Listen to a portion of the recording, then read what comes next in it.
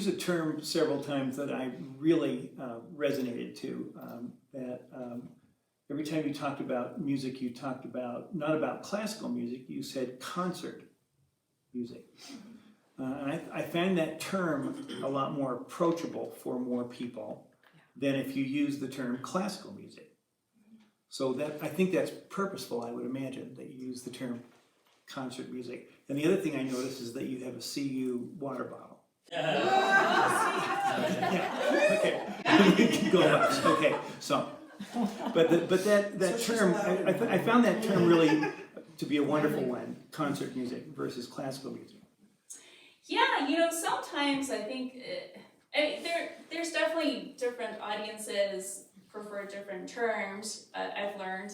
But classical music sometimes gets pigeonholed into the classical era, which is not what classical music refers to anyway, but it's kind of a confusing term, I think, for people. Yeah. And I think concert music, I mean, if you think about, like, there's really adventurous, cutting-edge stuff going on now, and the only thing that makes them related in any way to the lineage of classical music is that they are a formal hearing where you're not sipping your wine. Well, actually, you are sipping. We are sipping our wine. See, we're breaking barriers here. That's great.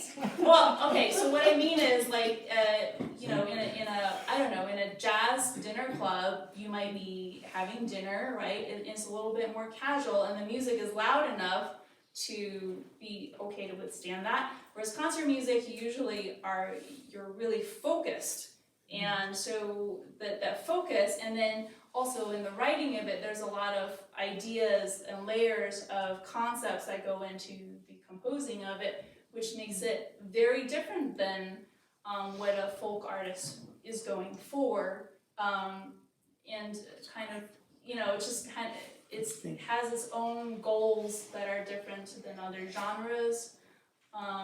But yes, thanks for noticing. The terminology is something that I'm trying really hard to be intentional about, along with everything else, along with the colors of my website, thanks for visiting, along with, you know, like, there's a million things. If you really want to get specific and start thinking, everything can be more intentional. And anyway, it's a journey, right? And it's a journey to figure out what are the associations and what are the priorities. And that's what I really love about working on music, is because the intentions of the composition are so thoughtful. I can go in there, and I feel like I just have the freedom to choose to highlight this or that or make it different next time. There's so much wealth of ideas for me to play with and be curious about.